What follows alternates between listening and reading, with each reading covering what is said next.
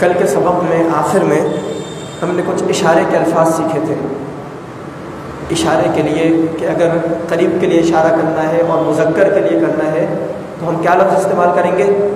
حاذا، حاذا کا لفظ استعمال کرتے ہیں۔ حاذا کا مطلب یہ، یعنی یہ مذکر، اور اگر مؤنث ہو قریب ہو تو حاذیہ، حاذا یہ مذکر اور حاذیہ یہ مؤنث، اور اگر بہت سارے ہوں اور قریب ہوں تو ہا اولائی کا لفظ ہم استعمال کرتے ہیں، ہا اولائی یہ سب، حاذا یہ مذکر، حاذیہ یہ مؤنث اور ہا اولائی یہ سب۔ سورۃ الناس کا ترجمہ، پہلا لفظ ہے قل۔ قل ہم نے آپ کو بتایا تھا کہ افعال جو ہیں 4 طرح کے ہیں، اور بھی ہیں لیکن 4 طرح کے افعال آپ کو بتائے گئے ہیں۔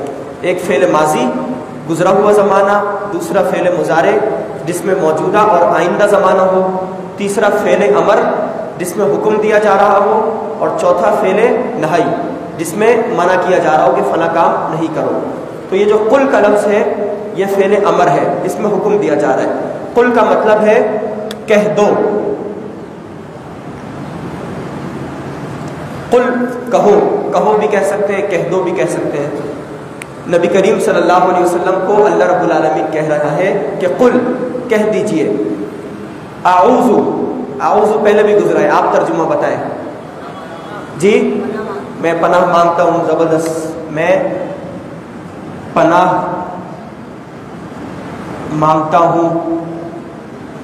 اگر ہم اس کو نعوذ کریں گے، الف کی جگہ حمزہ کی جگہ نون لگائیں گے تو کیا ہو جائے گا؟ ہم پناہ مانگتے ہیں، ہم پناہ مانگتے ہیں۔ اگر اس کی جگہ یا آ جائے اس حمزہ کی جگہ تو اس کا مطلب ہوگا وہ پناہ مانگتا ہے، اور اگر اس کی جگہ تا آ جائے تو اس کا مطلب ہوگا تم پناہ مانگتے ہو، تم ایک پناہ مانگتے ہو۔ قل اعوذ کہہ دیجئے میں پناہ مانگتا ہوں، با، با زیر بی، کیا ترجمہ ہے؟ ساتھ، اور آگے رب ہے، رب اسی طرح آئے گا۔ ناس کسے کہتے ہیں؟ انسانوں کو، لوگوں کو ناس کہتے ہیں نا، عوام الناس اردو میں بھی استعمال ہوتا ہے، لوگ۔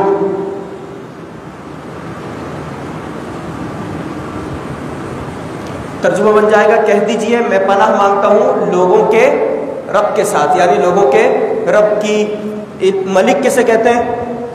پہلے بھی گزر چکا ہے سورۃ الفاتحہ میں، بلکہ وہ مالک آیا تھا، یہ ملک ہے، ملک بادشاہ۔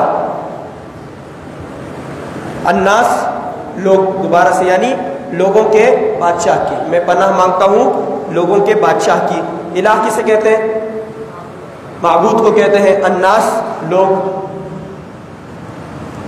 یعنی لوگوں کے معبود کی پناہ مانگتا ہوں۔ من کس چیز سے پناہ مانگتا ہوں؟ من کا ترجمہ کیا ہے؟ سے، جی سے ترجمہ اس کا۔ شری، شر کسے کہتے ہیں؟ شر، شریر چیز کو بھی کہتے ہیں، برائی کو بھی کہتے ہیں۔ شر کا ترجمہ ہم شر ہی کریں گے، شر سے۔ پھر ہم نے آپ کو یہاں پر گرامر کا حصہ یہ بتایا تھا کہ کچھ الفاظ ایسے ہیں جو 17 ہیں، ٹوٹل 17 ہیں، ان کو ہم کیا کہتے ہیں؟ حروف جارہ، حروف جارہ۔ ان کا کام کیا ہے؟ ان کے بعد جو اسم آتا ہے اس کے آخر میں زیر آتا ہے، یہ زیر دینے والے ہوتے ہیں حروف جارہ۔ تو ان میں سے پہلا لفظ ہمارے پاس آیا تھا با زیر بی، دوسرا لفظ آیا تھا لام زیر لی، تیسرا من، چوتھا فی، پانچواں ہم نے 5 پڑھے ہیں غالباً، علا، ایک لفظ آیا تھا علا، علا کا ترجمہ ہے پر، فی کا ترجمہ ہے میں، من کا ترجمہ ہے سے، لی کا ترجمہ ہے کے لیے، اور با زیر بی کا ترجمہ ہے ساتھ۔ اب آپ یہاں پر بھی غور کریں کہ با کی وجہ سے رب کے نیچے کیا آ رہا ہے؟ زیر۔ یہاں من آیا ہے، من کی وجہ سے شری، اس کے نیچے کیا آ رہا ہے؟ زیر آ رہا ہے۔ تو یہ 17 حروف ہیں جس میں سے آپ نے 5 حروف پڑھ لیے ہیں۔ من شری، شر سے، الوسواس، وسواس کہتے ہیں وسوسہ ڈالنے والا۔ کس کے شر سے؟ وسوسہ ڈالنے والا۔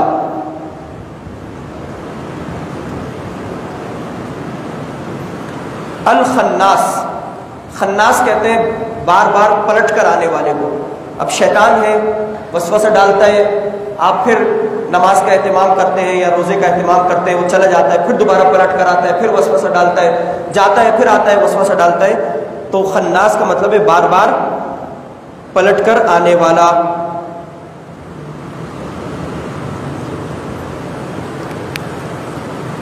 پناہ مانگتا ہوں کس کی؟ کس سے پناہ مانگتا ہوں؟ بار بار پلٹ کر وسوسہ ڈالنے والے کے شر سے. الذی، الذی کا مطلب ہے جو، الذی جو. اور اس کی جمع ہم نے آپ کو بتائی تھی، اس میں آئی تھی سورۃ الفاتحہ میں، صراط الذین. الذین، الذی واحد ہے اور اس کی جمع ہے الذین. الذی جو یوسوس وسوسہ ڈالتا ہے، وسوسہ ڈالتا ہے، یہ فعل ہے اور فعل مضارع ہے. فعل مضارع جس میں موجودہ اور آئندہ زمانہ پایا جاتا ہو. الذی وہ جو یوسوس وسوسہ ڈالتا ہے، فی میں. اب فی کی وجہ سے را کے نیچے کیا آ رہا ہے؟ زیر آ رہا ہے، یہ حروف جارہ میں شامل ہے. صدور کہتے ہیں سینوں کو، سینوں. اس کی واحد ہے صدر، صدر اس کی واحد ہے، واحد میں یہاں لکھ رہا ہوں صدر. تو صدور الناس لوگ، لوگوں کے سینوں میں وسوسہ ڈالتا ہے. الذی جو یوسوس وسوسہ ڈالتا ہے، فی صدور الناس لوگوں کے سینوں میں.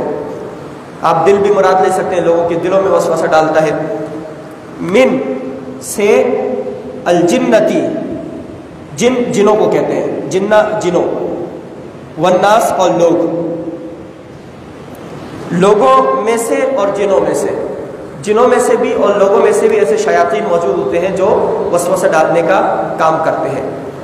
قل کہہ دیجئے، اعوذ میں پناہ مانگتا ہوں، بی ساتھ، ربی رب کی، الناس لوگوں کے رب کے ساتھ، ملک الناس لوگوں کے بادشاہ، الہ الناس لوگوں کے معبود، من سے شر، شر سے، الوسواس وسوسہ ڈالنے والا، الخناس بار بار پلٹ کر آنے والا، بار بار پلٹ کر آنے وسوسہ ڈالنے والے کے شر سے. الذی جو یوسوس وسوسہ ڈالتا ہے، فی صدور الناس لوگوں کے سینوں میں، لوگوں کے دلوں میں. من الجنۃ والناس جنوں میں سے اور انسانوں میں سے، لوگوں میں سے. اس حوالے سے کسی کا کوئی سوال؟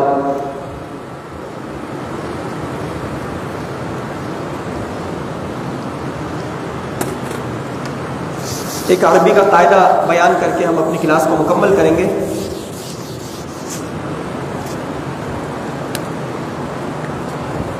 عربی میں کوئی بھی لفظ یا تو واحد ہوتا ہے، واحد کا مطلب ایک، ایک کے لیے استعمال ہوگا، یا ہوتا ہے تثنیہ. تثنیہ اس کو آپ سب پڑھیں، تثنیہ. تثنیہ کہتے ہیں دو، دو کو. عربی کے علاوہ کوئی سی زبان ایسی نہیں ہے کہ جس میں دو کے لیے بھی کوئی لفظ استعمال ہوتا ہو. مثلا ایک قلم ہے اور اگر دو قلم آئیں گے تو اس کے لیے الگ سے کوئی لفظ استعمال نہیں ہوتا، بلکہ وہ جمع کے اندر چلا جاتا ہے. انگلش میں بھی، دیگر زبانوں میں بھی، لیکن عربی میں واحد الگ ہے، پھر تثنیہ الگ ہے، پھر جمع کے لیے الگ لفظ آتا ہے. تیسرا لفظ ہوتا ہے جمع، جو دو سے زیادہ، دو سے زیادہ کے لیے استعمال ہو. تو اب ایک لفظ ہے قلم. قلم کا مطلب کیا ہے؟ ایک قلم. اب آپ کو دو قلم بنا رہے ہیں، اگر دو قلم ہو تو اس کا قاعدہ یہ ہوگا کہ آپ اس کے آخر میں الف اور نون کا اضافہ کر دیں، الف اور نون، تو یہ دو قلم بن جائے گا. مسجد، مسجد کے آخر میں آپ الف نون کا اضافہ کر دیں، کیا بنے گا؟ قلم، قلمانی. کیا بنے گا؟ قلمانی، قلمانی. مسجد، مسجدانی. کتاب، اب دو کتابیں ہم کس طرح کہیں گے؟ کتابانی، کتاب، کتابانی. تو آخر میں الف اور نون زیر نی لگانے سے دو کا ترجمہ پیدا ہو جاتا ہے اور لفظ جو ہے وہ تثنیہ بن جاتا ہے آخر میں الف اور نون لگانے سے. قلم قلمانی، کتاب کتابانی. دروازے کو کہتے ہیں بابن. کیا کہتے ہیں؟ بابن. اب اس کو ہمیں دو دروازہ بنانا ہے تو کیا کہیں گے جی؟ بابانی. بابانی کا لفظ استعمال کریں آپ، بابانی، دو دروازے. اسی طرح جو بھی آپ الفاظ لاتے جائیں اس کے آخر میں کبھی کبھی یا اور نون کا بھی اضافہ کرنا پڑتا ہے ہمیں، یا نون. مثلا کتابانی، آپ کتابانی بھی کہہ سکتے ہیں اور کتابینی، کتابینی. یا پھر مسجدانی، مسجدینی. اس کا ایک قاعدہ ہے، وہ آگے چل کر انشاءاللہ ہم آپ کو بتائیں گے کہ آخر میں یا نون کب آتا ہے. اکثر ویسے عموماً الف نون آتا ہے دو کو بنانے کے لیے.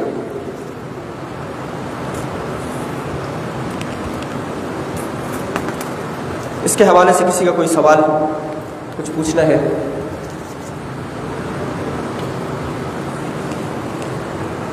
ہم بس ایک آخری مشق کر کے پھر دعا کرتے ہیں. آپ کا سوال ہے جی؟ کس چیز کا؟ معبود. معبود کہتے ہیں جس کی عبادت کی جائے. معبود جس کی عبادت کی جائے.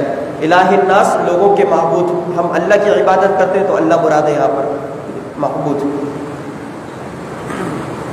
میں کے لیے کیا استعمال ہوتا ہے؟ انا. ماشاءاللہ. ہم کے لیے نحنو. میں، انا، نحنو، ہم سب. انتا، انتا، تم. کتنے؟ ایک، دو یا زیادہ؟ ایک کے لیے انتا، ایک کے لیے. ٹھیک ہے. تم ایک مرد. انتی مؤنث کے لیے اگر ایک مؤنث ہو، تم ایک مؤنث. انتما، انتما، تم دو مذکر، تم دو مؤنث. دونوں کے لیے استعمال ہوتا ہے، مذکر کے لیے بھی اور مؤنث کے لیے بھی. انتم، انتم کا مطلب ہے تم سب مرد، اور انتن تم سب عورتیں. انتا تم ایک مرد، انتی تم ایک عورت، انتما تم دو مرد، تم دو عورتیں، انتم تم سب مرد، اور انتنا تم سب عورتیں. ہوا وہ ایک مرد، ہما وہ دو مرد، ہم وہ سب مرد، ہیا وہ ایک عورت، ہما وہ دو عورتیں، اور ہننا وہ سب عورتیں.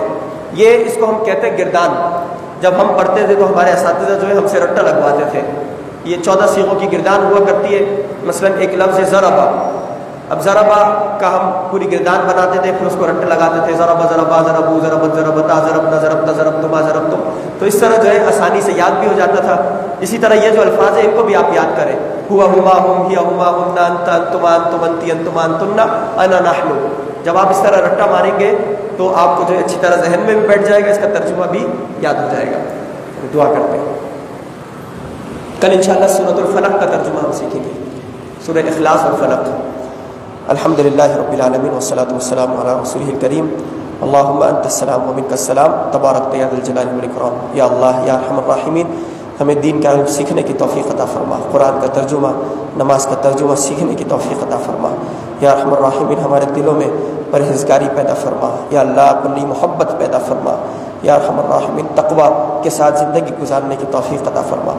وصلی اللہ تعالی علی خیر خلقہ محمد و آلہ و صحبہ اجمعین. آمین برحمتک یا ارحم الراحمین.